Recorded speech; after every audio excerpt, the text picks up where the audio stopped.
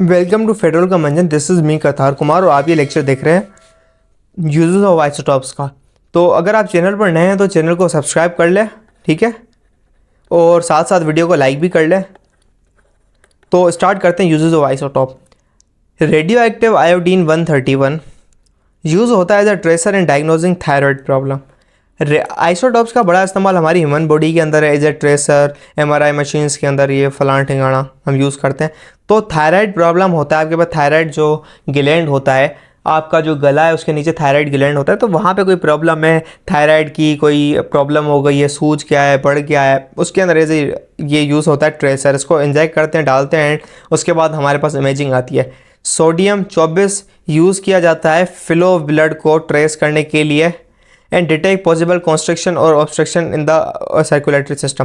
भाई कभी कभी ऐसा होता है, जो बूढ़े लोग होते हैं ना, तो आपने सुना होगा बाईपास होता है। बाईपास के अंदर होता क्या है, आर्टरीज ब्लॉक हो जाती हैं, फेट्स जमा हो जाता है। ये आर्टरी है और यहाँ पे एज ए फेट जमा हो जाता है, तो ब्लड यहाँ से इस जगह से ब्लड ऐसे जा नहीं पा रहा होता, तो इसको ऐसे टर्न मार के जाना होता है। तो हमें पता करना होता है कहाँ से आर्टरीज ब्लॉक हैं, तो सोडियम 24 इस्तेमाल किया जाता है और ये बताता है कहाँ से ऑब्स्ट्रक्शन है, कहाँ से कॉन्स्ट्रक्शन है सर्कुलेटरी सिस्टम में आर्टरीज की। आयोडीन 130 इस्तेमाल किया जाता है इमेज द ब्रेन। अगर ब्रेन के अंदर आपको ट्यूमर हो गया, कोई चीज़ प्रॉब्लम हो गई है, आपको अंडरस्टैंड करना है, उसका CT स्कैन या एक्सरे निकालना है, तो आप आयोडीन 123 लगाएंगे। भाई इसका मैकेनिज्म है, कैसे होता है, इसका क्या फ़ायदा है, दूसरा क्यों नहीं इस्तेमाल करते, आयोडीन 124 क्यों नहीं यूज़ करते, सोडियम 24 क्यों नहीं यूज़ करते यहाँ पर इमेज द ब्रेन।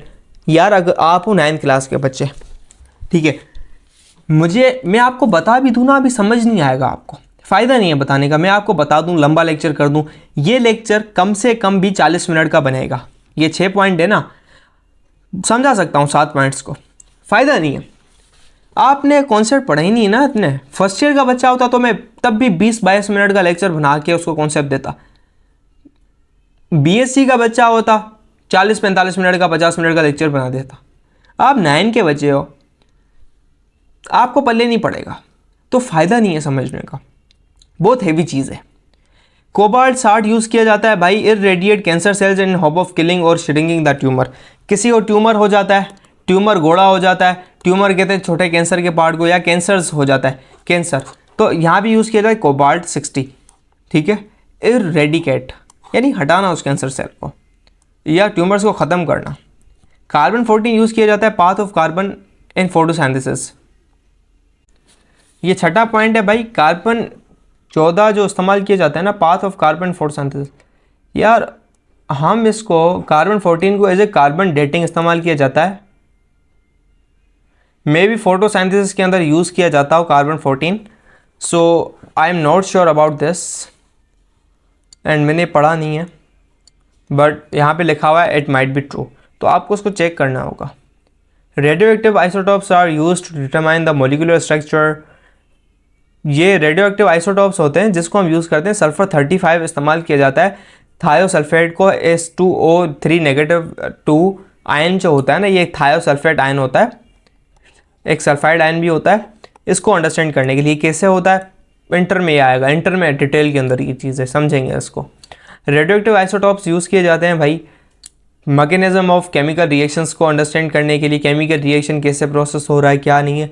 आपने इक्विलिब्रियम वगैरह नहीं पढ़ा तो आपको समझाना अभी बेवकूफ़ी है। Radioactive isotopes are use to date rocks, soils, archaeological objects and mummies. Basically carbon dating हमें पता है, रेडियो एक्टिव आइसोटॉप यूज़ किया जाता है, जैसे कार्बन 14 होता है, इसका यूज़ क्या है भाई, सिंपल यूज़ ये होता है, हम डेटिंग के लिए यूज़ करते हैं। हमें पता डेट करना मतलब हमें पता चलता है ये चीज़ कितनी पुरानी है, कितनी पुरानी है कोई चीज़, हमें ये मालूम करना होता है, तो इसके लिए हम यूज़ करते हैं ये। तो सॉइल्स का पता करना, आर्कियोलॉजिकल ऑब्जेक्ट्स होगा, जैसे हमारा मोहनजोदड़ो है जिसके अंदर प्याले मिले, मटके मिले, आपको पता चल गया। ममीज़ हो गई भाई, ये इजिप्ट वाली ममीज़ हो गई। जो आपको मिला, क्या कहते हैं, डायनासोर्स के जो बोन्स एंड एशेस मिली, उससे आपको पता चल गया।